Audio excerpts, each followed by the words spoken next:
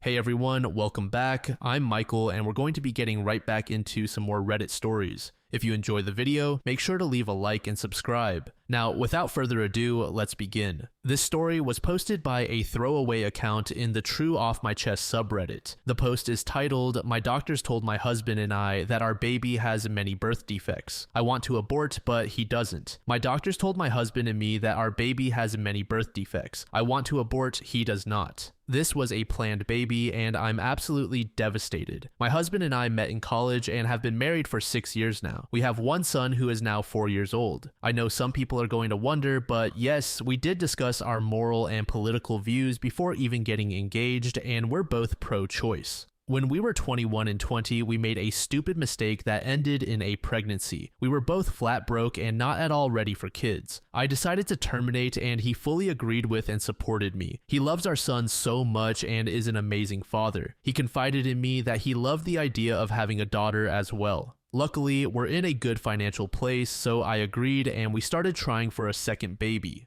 We conceived fairly quickly and were overjoyed. We also soon discovered that we're having a girl. My husband was so excited. As soon as he was told, he went all out and started to plan her nursery. He asked our son to help him pick which shade of pink he wanted, which crib to get, what the theme should be, etc. It was all so adorable. I don't want to reveal any personal medical history, so forgive me for being vague with the descriptions. At our last doctor's visit a few days ago, we were given the news that our daughter has severe birth defects. They think that she could possibly survive the birth, but any life that she gets to experience will be painful for her. There have been medical cases of babies with the same conditions who survive from early childhood to even the teenage years. Rarely. These poor children suffer with so much pain and are uncomfortable of their entire lives. They are very low functioning and need around-the-clock care as well as several uncomfortable surgeries to try to give them a better quality of life. We were both heartbroken and cried for hours together in the car. Then we drove home in silence. Neither of us said anything until my husband began to quietly mumble his thoughts. He went on and on about how we needed to schedule another doctor's appointment so we would know what medical equipment we'd need to buy for her, and that we should renovate the nursery again so we could care for her more easily. He said that he'd definitely have to talk to his boss so he could take a longer paternal leave. He wants to be by her side in the NICU until we can take her home. He talked about how we'd have to ask his mom to babysit our son more often while she's a newborn. He even said that maybe we could sell one of our cars, move to a smaller house, and take our son out of private school so we'd have more money to pay for our daughter's care. I was silent until he asked me what I thought. I was blunt and said that I think we should terminate the pregnancy. Now I feel bad for saying it that way, but I was still frazzled from the news. This made him very upset. He began to cry and ask why I don't want our daughter, even with disabilities.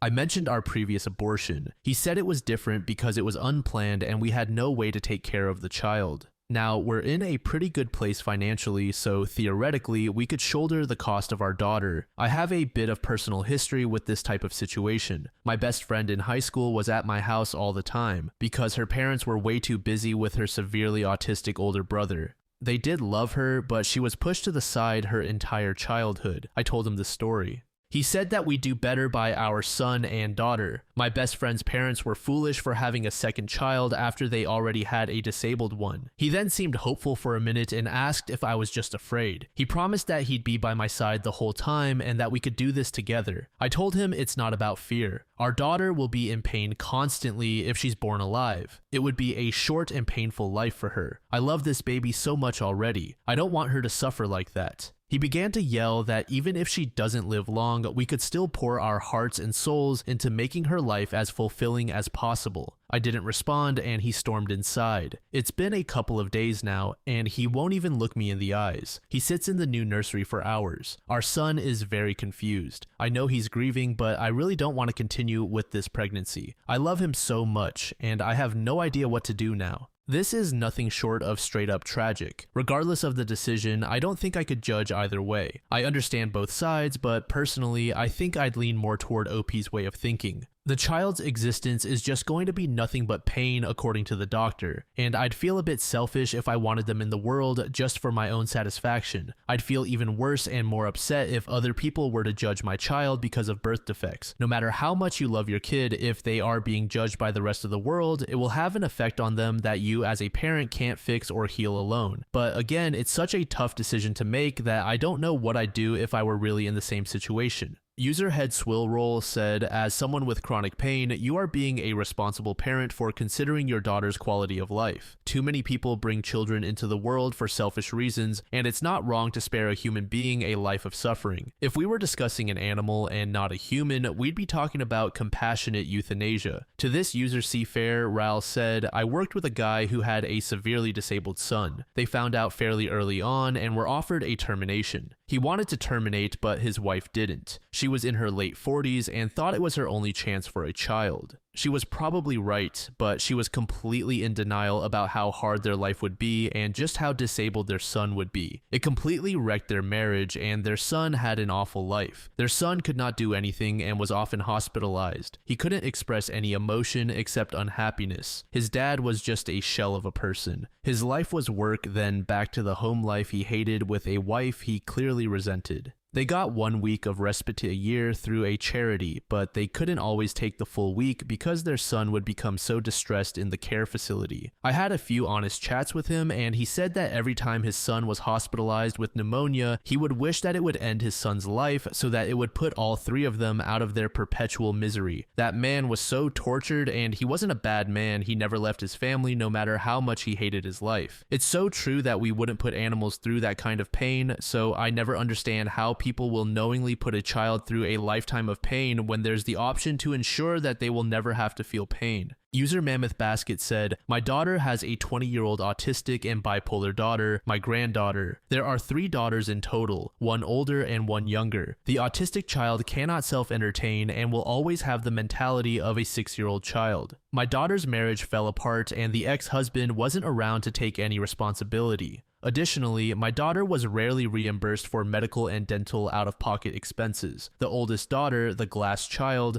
was parentified so her mother could work nights. She has now gone no contact with her mother and blocked her everywhere due to her childhood losses. The younger child has lived in the shadow of her autistic sister and has many issues of her own. My daughter can't leave the two of them at home because the older sister becomes violent. When they were toddlers, the youngest had to have her hair cut short because her autistic sister would pull her long hair out by the roots, ripping her scalp and leaving it bloodied. It was awful. My daughter is movie star beautiful, but men who have professed their love for her wanted to marry her but not the disabled daughter. My autistic granddaughter cannot self-entertain and is a Velcro person, so she is always there. It's been a family tragedy. My daughter is a prisoner in her own home. My ex-husband would not help. I work full-time and have gone to school at night, so I am pretty much depleted. Additionally, my autistic granddaughter is hard to manage. I love my granddaughter, but I would not wish her life or my daughter's life on my worst enemy. It hurts me to say this, but it would be a mercy to not bring this severely disabled child into the world. What a cruel thing it is to bring this unborn child into the world.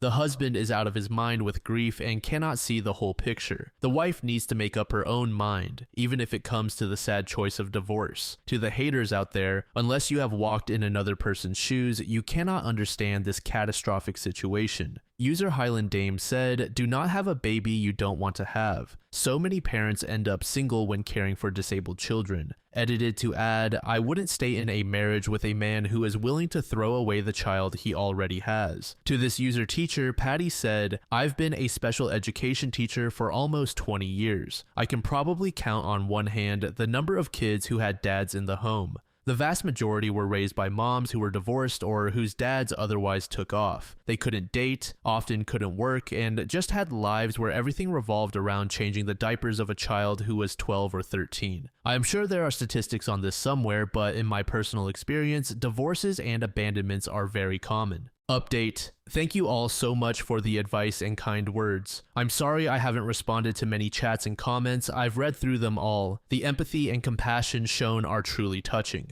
After I made my original post, my husband and I rushed to get a second opinion. Nothing changed. It was still our original diagnosis. Once I learned that, I scheduled the termination for as soon as physically possible. I didn't tell my husband at first. He kept raving about how we could give her as much love in her life as we could. I feel bad for this now, but I snapped and angrily told him I was terminating the pregnancy. I know how he feels, but I will not allow my daughter to suffer just because he wants to love her. He was very angry with me after I put my foot down. Once he realized his pleading wouldn't change my mind, he didn't speak a word to me. It was as if he refused to even acknowledge my existence. I was terrified that he would leave me all alone with the scraps of our family. I tried to explain it to my son, but I think he still doesn't understand. Then, the night before the procedure, he stepped into my room and apologized for everything, promising to be more supportive of me from now on. I was so happy and relieved that I started to sob, and he held me all night. My original plan was for my mom to drive me to the hospital, and then once it was done, a close friend would take me home.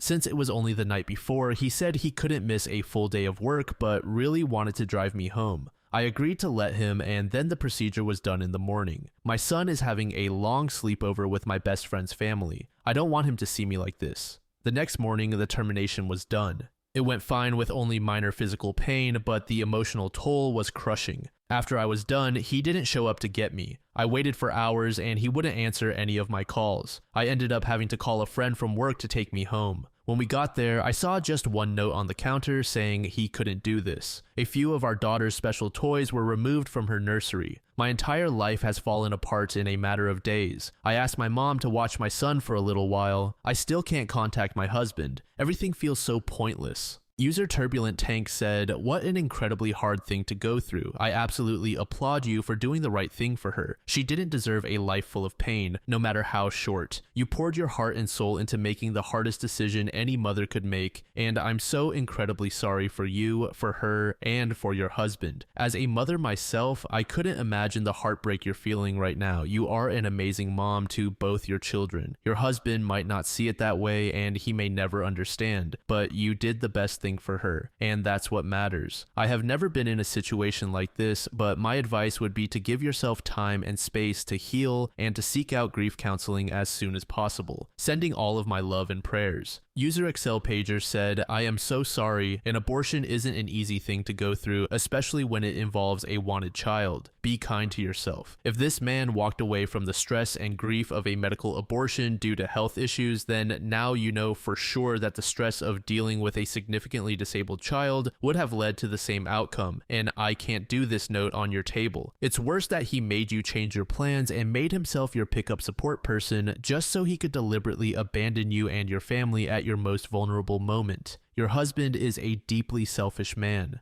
One day you may look back and be grateful that his true colors have been revealed." This next post was made in the AITAH subreddit by a user named Assignment United. The post is titled AITA for ruining my family's New Year's Eve by refusing to join the fun. It's because I don't want to be the DD again. Hey, Reddit, I need some serious perspective. I'm starting to think I might be the asshole, but I still feel like I'm in the right.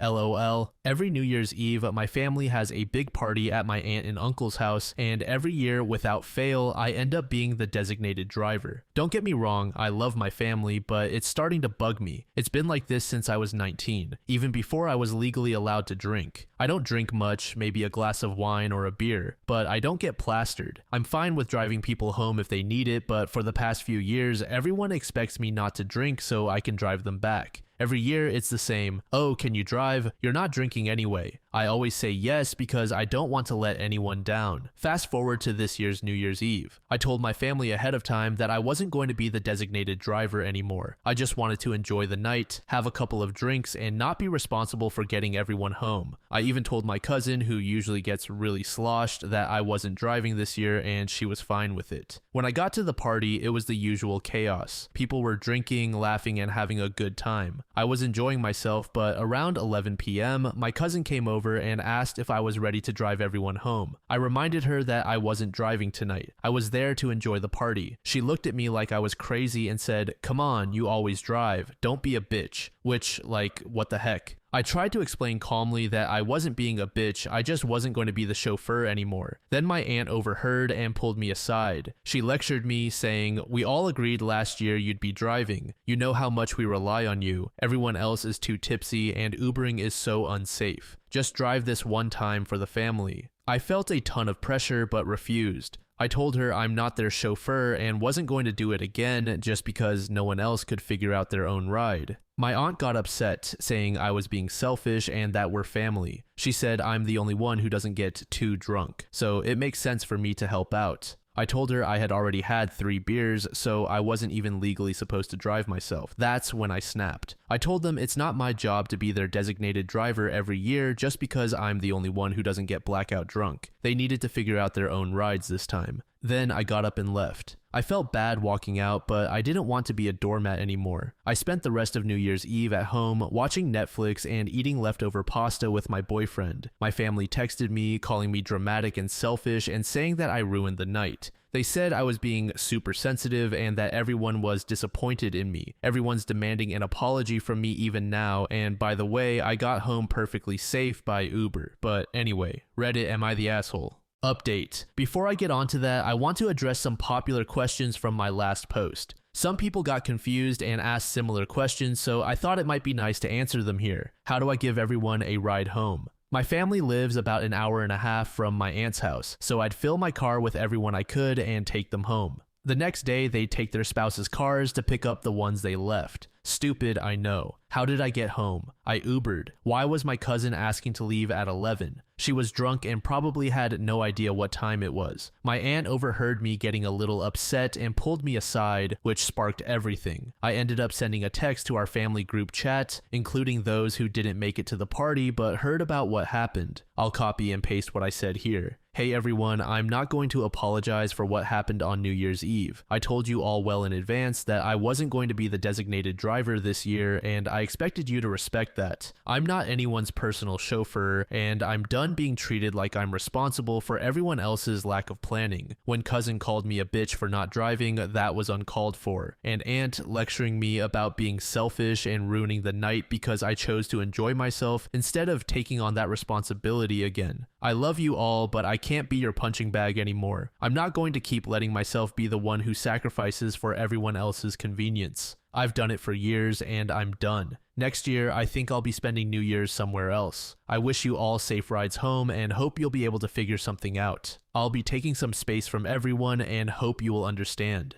I then made the painful decision to block my parents, who have been calling me terrible names and making me feel like complete crap since this happened. I never realized how dark my childhood was with all the gaslighting. My parents are probably the reason I have such severe anxiety. My sister and brother are on my side and equally pissed off at our family, so at least I've got them. I really do want to thank you all. I've always known something was off with my family, but I never realized how much I was taken for granted or how unloved I felt until now. Thank you for helping me realize that I'm worth more. And to end on a positive note, my boyfriend is now my fiance. A few days after my post, he proposed. His original plan was to take me to see some cute light displays in our town after I got home and propose there, which made my heart melt a little since I knew he was so tired after working. But when he saw me walk in crying, he read the room and switched things up. When I was feeling better, he took me to dinner and proposed there. I have no idea how the wedding will go or if my parents will be there, but I'm excited to spend it with the people who love and appreciate me.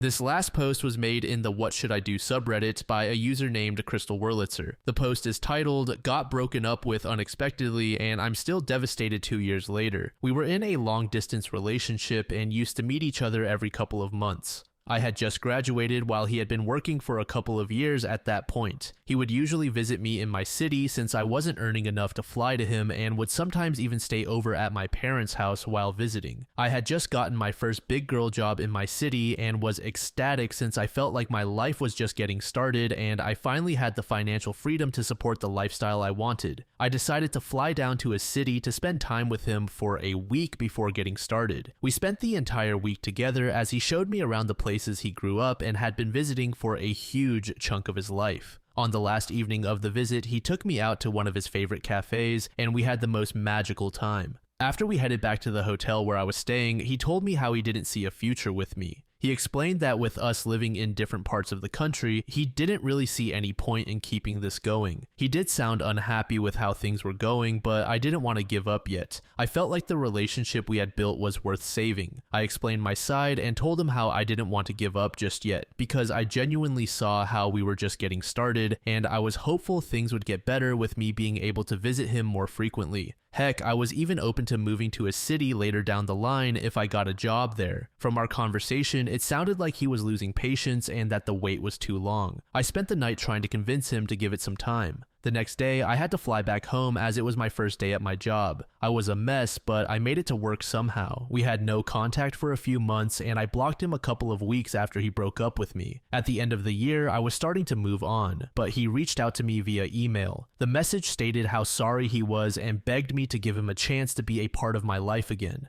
After a long conversation with him begging me to take him back and me stating how I didn't trust him anymore, I slowly tried to let him back into my life. Mind you, I was cautious this time. I was terrified, but deep inside, I was still hopeful that he wouldn't disappoint me like last time. After all, he promised not to. After 8 months and countless nights of trying to make it work while balancing my demanding job, he gave up on us one more time. The next week, he was with another girl. I really should have known better after how he treated me the first time we broke up, but I guess love makes us do stupid things sometimes. I haven't gotten over it yet and still break down every time I think about the situation. I really don't think I'll ever be able to trust someone the same way again, and it breaks my heart because I feel like I have so much love to give. I hope to heal in 2025. I don't know what to do moving forward and would really appreciate some tips or steps on how to heal and move on. User Wellness Hippie said, "I'm so sorry this happened to you twice. It sounds like he's either afraid of commitment or just really not ready to truly be in a relationship. He likely had real feelings for you but doesn't know what to do with them, so he repeatedly comes back to you and promptly shoots himself in the foot. This is not your problem, it's his. It makes so much sense that right now, you don't see yourself trusting anyone ever again. Feel what you're feeling and give yourself space to grow and heal. You are not broken by this, you feel broken by this, and your feelings are valid. Accept how you're feeling right now and practice compassion toward yourself. I'm a therapist, and what I tell my clients is that wishing you were in a different place in your healing is exactly what keeps you stuck. Don't avoid your feelings. It's so hard, but let yourself feel the pain and sit with those difficult emotions. Remind yourself that you are actively in the process of healing and take good care of yourself. Eat nutritious meals, make time for sleep, visit friends, and keep up with your hobbies. Keep building your empire, and when or if you are open to it, other potential partners will reveal themselves." User Fluffy Vacations said, "As a guy, the first love is incredibly intense and overwhelming, and it hurts so much to think that you will not get an opportunity with this person ever again. I don't think you truly ever fully get over your first love. I was in love with my friend Michelle for such a long time. I think the biggest regret I have is getting involved with my psycho ex and staying for so long because I feel like there was an opportunity for me and Michelle to be together several years after high school. I think she actually came back to my hometown to give it a try, but I was with a violent, jealous girlfriend at the time. You never truly get over your first love. I'm thankful that she moved on with her life when she did. She actually married another woman several years ago, and I met the love of my life after I joined the military. I still think about her from time to time,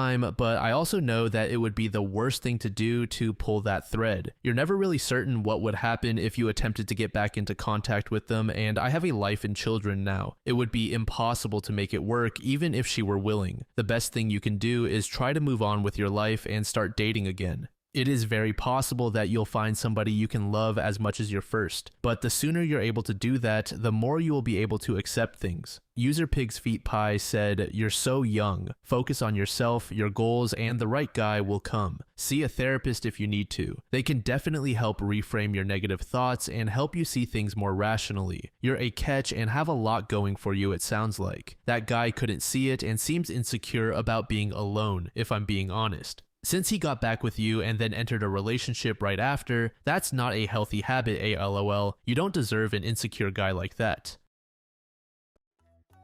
Thank you so much for making it to the end of the video, and thank you also to partner of the channel, GamerSupps. Use code DLAM to support the channel and get 10% off of your purchase, link in the description. I'm sure many of you like me have a hankering for daily caffeine, so go check them out. Lately, I've been a big fan of Titty Milk and Acid Rain, but they've got dozens of other flavors for y'all to try out. Anyway, thanks again for reaching the end, and I hope you all have an amazing passage of the next 24 hours.